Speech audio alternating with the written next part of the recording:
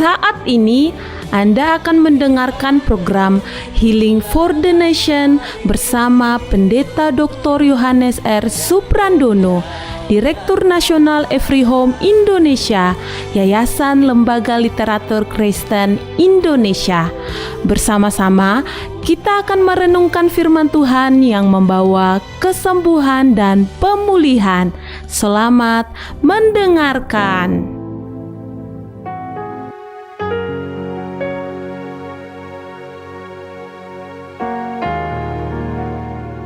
Shalom saudara-saudara yang dikasihi Tuhan Yesus Kristus. Saya Pendeta Yohanes Suprandono senang sekali menjumpai saudara dalam kesempatan ini dimanapun saudara berada yang mendengarkan program ini.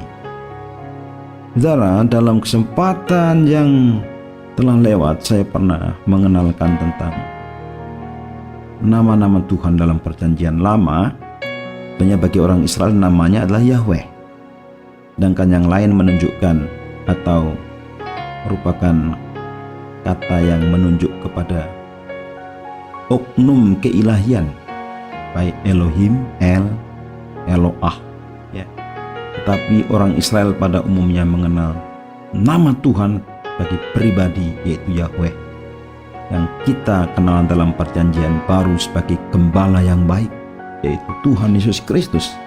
Karena dalam kesempatan ini saya akan membagikan tema Gembala yang baik memberi hidup yang berkelimpahan.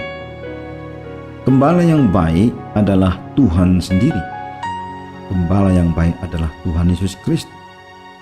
Dia adalah Yahweh dalam perjanjian lama dan Tuhan Yesus Kristus dalam perjanjian baru yang adalah juru selamat. Ada 7 tanda dan 7 perkataan. 7 tanda dan 7 perkataan akulah yang menunjuk keilahian, menunjuk kepada kekuasaan Tuhan Yesus Kristus, Sang Gembala yang baik. Saudara, kata tanda kalau kita lihat dalam Injil Yohanes dipakai dari kata Yunani semeon yang berarti menunjuk arah, tentang si pelaku atau pembuat tanda, sign. Sign menunjuk kepada si pembuat tanda. Karena itu ketika dia melakukan mukjizat, sign and wonder, menunjuk kepada siapa dia. Jadi semua tanda itu bertujuan untuk membawa seseorang percaya kepada Yesus adalah Mesias, Anak Allah yang hidup. Sehingga oleh percaya kepada nama Anak Allah yang hidup, seseorang menerima hidup yang kekal. Simeon dan ergon, kalau ergon itu pekerjaan. Rasul Yohanes tidak menggunakan kata yang lain, tetapi kata yang spesifik yang menunjuk kepada tanda dan pekerjaan, Simeon dan ergon. Artinya dalam pandangan Yohanes, mukjizat-mukjizat itu bukan sekedar mengagumkan dan tidak dapat diterangkan, tetapi juga penuh arti. Ada makna di balik mukjizat-mukjizat itu. Dengan kata lain, mukjizat-mukjizat itu penuh makna. Dan ketika mengakhiri kisah tentang tanda pertama yang dibuat Yesus, Yesus mengubah air menjadi anggur di Kana Galilea. Rasul Yohanes memberitahu kita bahwa para muridnya percaya kepada Yesus setelah melihat tanda yang pertama itu, air berubah menjadi anggur. Karena itu di dalam narasi dia, ketika dia mengisahkan kejadiannya, mukjizat itu suatu peristiwa yang penuh makna. Dan para murid cukup mampu untuk melihat maknanya, sehingga mereka melihat kemuliaan Yesus. Mereka melihat kemuliaan Yesus pada waktunya. Juga orang-orang yang lain yang percaya berkat tanda-tanda itu melihat kemuliaan Yesus. Yesus Kristus lebih daripada nabi, lebih daripada manusia biasa. Banyak orang di Indonesia, mereka berpikir bahwa Yesus adalah nabi. Iya betul, dia nabi, dalam pengertian bahwa dia menyampaikan berita supaya manusia bertobat dari dosa. Tetapi dia lebih daripada nabi, dia adalah Mesias, anak Allah yang hidup. Dia adalah Allah yang sejati, yang keluar dari Allah yang sejati dan menjadi manusia dan menyatakan kemuliaan Allah di tengah-tengah manusia. Artinya Simeon dan Ergon, tanda dan pekerjaan yang dibuat menyatakan kemuliaan Allah yang ada pada Yesus. Dan saudaraku yang kasih Tuhan, itulah tanda yang pertama, air menjadi anggur. Dalam Yohanes 2:1-11 memiliki makna bahwa tanda bukan hanya suatu peristiwa yang mengherankan, mengagumkan, tidak dapat diterangkan, dan bukan hanya suatu hasil kekuatan, namun sebagai penunjuk arah yang hendak menginformasikan tentang si pelaku atau pembuat tanda. Dan tanda selalu mengungkapkan mengenai siapa Yesus. Artinya dengan dia melakukan tanda ajaib yang impossible, yang tidak mungkin, saudara, air. Kalau dalam rumus kimianya, saudara, sederhana, tapi kalau anggur lebih kompleks, tidak mungkin. Itu adalah kejadian penciptaan. Dan yang adalah pencipta itu hanya Allah. Karena Tuhan Yesus mencipta, dia adalah Allah. Artinya hakikat dan karakter Allah di dalam Tuhan Yesus. Dia mengubah air menjadi anggur dan murid-muridnya percaya kepada Yesus. Lebih daripada percaya kepada manusia, tapi percaya kepada keilahian, ketuhanan Yesus Kristus, kemesiasan Yesus Kristus. Orang-orang percaya bahwa Yesus adalah Mesias, anak Allah yang hidup, dan mereka melalui kepercayaan itu akan mendapat hidup yang kekal. Artinya ada hidup melalui iman dan kepercayaan itu. Dalam pandangan Yesus pun nampak jelas bahwa tanda-tanda itu sebagai batu loncatan untuk mengajarkan perkara-perkara yang dan juga nilai-nilai rohani kepada para pendengarnya. Tanda yang kedua dalam Yohanes 4 ayat 46-54, menyembuhkan anak pegawai istana. Memiliki makna bahwa tanda bukan hanya suatu peristiwa yang mengherankan, mengagumkan, dan dapat diterangkan, dan bukan hanya suatu hasil kekuatan, namun sebagai penunjuk arah yang hendak menginformasikan tentang si pelaku, yaitu siapa Yesus. Tanda selalu mengungkapkan mengenai siapa Yesus, yang membukakan suatu tentang hakikat dan karakter Allah dalam Tuhan Yesus. Juga ketika dia menyembuhkan anak pegawai istana, hanya dengan satu kata, sembuh. Saudaraku yang kasih Tuhan, tanda yang ketiga adalah penyembuhan pada hari Sabat di kolam Bethesda. Yohanes 5 ayat 2-9. Ditulis, saudara, tentang tanda-tanda ini, dan sudah saya jelaskan bahwa tanda menunjuk kepada siapa Yesus, hakikat dan karakter Allah di dalam diri Yesus, Mesias, anak Allah yang hidup. Saudara yang percaya kepada Yesus menerima hidup yang kekal. Demikian juga tanda yang keempat, Yesus memberi makan 5.000 orang, menunjuk kepada keilahian dan karakter Yesus yang memelihara hidup orang yang kelaparan. Tanda yang kelima dalam Yohanes 6 ayat 16-21, Yesus berjalan di atas air, menunjuk kepada Yesus, membukakan mata murid-muridnya. Itu Tuhan. Dia adalah lebih daripada manusia biasa yang melakukan tanda. Yesus berjalan di atas air. Tanda yang keenam, saudara, orang buta sejak lahir dijelekkan. Itu hanya bisa dilakukan oleh Mesias. Tidak ada sampai hari ini, kecuali mungkin matanya diganti, saudara ya. Tapi kalau orang buta kemudian dicelekkan, hanya Mesias yang bisa melakukannya.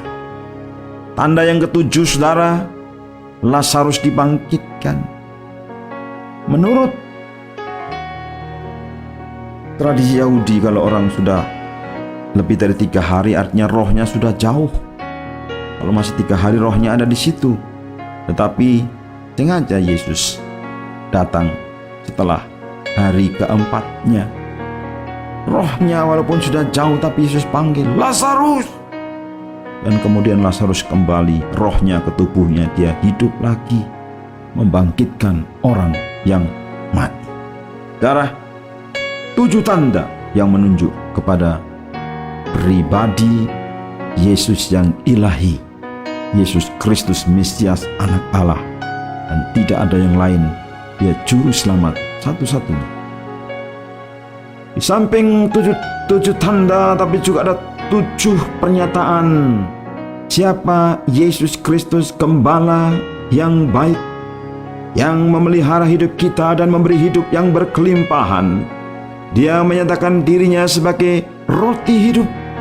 Yesus berkata bahwa dia adalah roti hidup. Yohanes 6 ayat 35. Akulah roti hidup. Barang siapa datang kepadaku, ia tidak akan lapar lagi.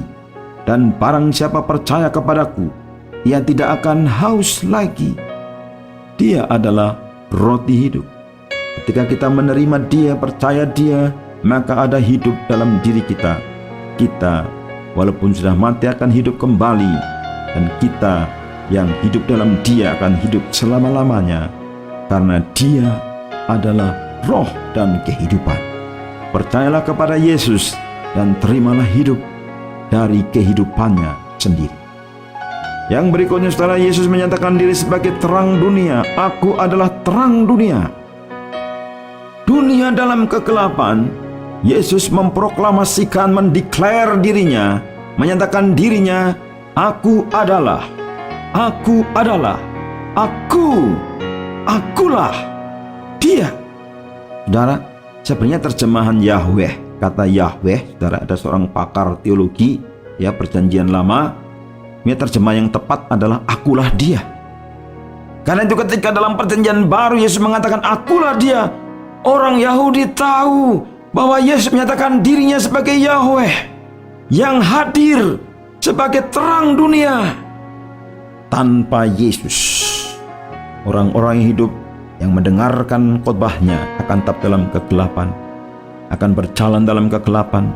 Tetapi sudah percaya kepada Yesus, mereka menerima terang. Mereka mempunyai terang hidup. Itulah kehebatan Tuhan Yesus. Dia adalah terang dunia.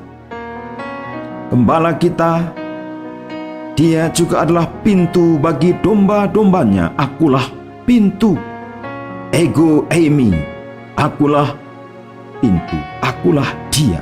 Akulah pintu. Barang siapa masuk melalui aku, ia akan selamat, dan ia akan masuk dan keluar dan menemukan padang rumput. Tuhan Yesus Kristus memberikan kehidupan, makanan yang menyegarkan roh kita, yaitu makanan rohani, menyegarkan hidup kita secara utuh. Dia memulihkan kita, dia memelihara kita. Kalau seorang gembala, dia akan masuk melalui pintu dan domba-domba mengikutinya. Tapi beda dengan pencuri. Pencuri tidak masuk pintu melainkan memanjat tembok, karena dia adalah perampok. Yesus adalah Tuhan dalam hidupmu. Dia adalah pintu untuk saudara masuk dalam kehidupan yang sebenarnya. Dan dia adalah gembala yang baik. Gembala yang baik memberikan nyawanya bagi domba-dombanya. Yesus mendeklarasikan dirinya sebagai gembala yang baik, yang rela hingga memberikan nyawanya bagi domba-dombanya. Betapa dia mengasihi kita, dia menyerahkan nyawanya supaya kita yang mati oleh karena kepercayaan kita kepadanya, gembala yang baik, memberi hidup dan hidup dalam segala kelimpahan. Pencuri datang untuk mencuri, membunuh dan membinasakan, tapi Yesus datang. Aku datang supaya memberikan punya hidup dan hidup dalam segala kelimpahan. Puji Tuhan. Artinya kita ditakdirkan untuk hidup dan hidup dalam kelimpahan karena kepercayaan kita kepada Tuhan Yesus Kristus. Mari respon, saudara, kebenaran firman Tuhan dengan percaya. Yesus juga mengatakan, aku adalah kebangkitan dan hidup. Ungkapan kelima dari ego eimi, akulah dia, yaitu bahwa dia adalah kebangkitan dan hidup. Barang siapa percaya kepadaku, ia akan hidup walaupun ia sudah mati. Bagi kita, saudara, kematian tidak bisa ditolak. Kapan saja bisa merenggut nyawa manusia. Orang-orang yang kita kasihi telah meninggalkan kita. Tetapi ingatlah bahwa suatu hari saudara juga akan meninggalkan orang-orang yang saudara kasihi dan mengasihi saudara. Tetapi ketika saudara percaya kepada Yesus, maka saudara memiliki hidup yang sebenarnya. Karena itu pandanglah Yesus, berjalan bersama Yesus, ikut Yesus, karena dia sungguh-sungguh hidup. Dia adalah kebangkitan. Dan saudara, dia adalah jalan dan kebenaran dan hidup. Ego eimi, akulah dia. Aku adalah jalan, kebenaran dan hidup. Saudara, hanya Yesus satu-satunya jalan dan tidak ada jalan yang lain. Yesus kebenaran yang mutlak dan tidak ada kebenaran yang menandingi kebenaran Yesus. Ultimate revelation, special revelation, wahyu yang ultimat, yang puncak, tapi juga yang spesial, karena dia membawa kebenaran lewat percaya kepadanya dalam hidupmu, supaya cara menerima kebenaran dan hidup yang sesungguh-sungguhnya hidup yang sejati, yaitu hidup ilahi, hidup yang bermakna, hidup yang bermutu, hidup yang berkarakter ilahi, dan hidup yang menyenangkan hati Allah. Karena melalui hidup itulah saudara dipulihkan gambar diri Allah dalam diri saudara. Karena ada Kristus dalam diri saudara, Allah melihat saudara sudah dipulihkan, saudara. Dan yang berikutnya, ego eimi, dia katakan, akulah pokok anggur yang benar. Akulah pokok anggur yang benar. Bukan kamu yang memilih aku, tapi aku yang memilih kamu. Ketika kita yang dipilih oleh Tuhan, Yesus tinggal dalam dia, berakar dalam dia, bertumbuh dalam dia, hidup dalam dia, maka sebagai pokok anggur yang benar, Bapa pengusahanya, maka ada buah-buah kehidupan Kristus melalui hidup saudara dan saya. Kehidupan Kristen adalah kehidupan yang alamiah. Kehidupan yang alamiah. Kehidupan yang alamiah. Artinya kehidupan yang cara alamiah seperti pohon ketika ditanam, berutut, berakar kuat, kemudian akan otomatis ada buah-buahnya. Secara alamiah, naturally akan berbuah-buah, dan bukan suatu buah yang dipaksakan hingga buah yang asam atau buah yang palsu, saudara, seperti yang kita lihat. Ya, kadang-kala kita menemukan buah-buahan yang palsu, saudara, ya, tapi ini buah-buahan yang sebenarnya buah, yaitu hidup saudara sendiri. Saya berdoa supaya saudara menjadi orang-orang yang telah mengenal Yesus Kristus sebagai akulah dia, ego eimi, bagi Yahweh sebagai Tuhan, Kyrios. Saudara hidupnya sungguh-sungguh mengenal dia, dan saudara percaya kepada dia, pertaruhkan hidup saudara kepada dia, dan bukan pertaruhan saudara kepada dunia ini atau kepada hal yang lain. Taruh, serahkan secara total. Dan ketika dia menerima persembahan hidup saudara, maka di tangan dia hidup saudara sungguh-sungguh akan menghasilkan kehidupan yang sebenar-benarnya dengan rancangan dia. Saudara-saudaraku yang dikasihi oleh Tuhan, apa yang menjadi pergumulan saudara hari-hari ini? Apakah saudara confused, bingung dengan identitas saudara? Apakah saudara menjadi malu dengan identitas saudara, ashamed of the gospel, malu mengakui Yesus? Atau mungkin saudara kurang pengetahuan, lack of knowledge about the love of Christ, lack of knowledge, kurang pengenalan. Mungkin saudara juga mengalami keadaan yang sangat surut, keadaan yang sangat menyeramkan. Berapa hari yang lalu ada seorang pengusaha yang saya telepon, kemudian karena kesibukannya dia tidak menjawab. Tapi tidak berapa lama dia menelpon saya, dan dia menceritakan kesusahannya sebagai pengusaha, pergumulannya. Dan kemudian saudara, ada seorang lagi yang dia merasa bahwa dia akan terima berkat yang luar biasa, permata yang luar biasa. Saudara, dia telepon saya, tapi saudara, saya memperingatkan dia supaya berhati-hati dengan penipuan. Karena dikatakan dia akan terima uang yang sangat besar sekali. Supaya dia kumpulin orang-orang supaya terima uang itu. Katanya dapat hibah, kemudian akan dibagi-bagi. Saudara, saya bilang sama dia, hati-hati. Saudara, saya sudah mendapat mimpi sebelumnya bahwa ada penawaran seperti itu. Karena itu saya sudah tengking dalam nama Yesus supaya tolak. Dan saya memperingatkan dia supaya bertobat. Jangan percaya kepada hal-hal yang fana. Meskipun itu uang yang besar atau kekayaan yang besar, itu menipu. Percayalah kepada Yesus, dan engkau sungguh-sungguh selamat. Dan saya berdoa, saudara, sungguh-sungguh selamat. Truly believer, orang-orang percaya sungguh-sungguh. Truly Kristen, orang Kristennya sungguh-sungguh. Truly Kristen, orang Kristen yang sejati. Tuhan Yesus memberkati saudara berlimpah-limpah, dan Dia memelihara saudara. Jangan takut, karena Tuhan ada di sebelah kananmu. Dia memimpin hidupmu. Tuhan Yesus memberkati kita. Amin.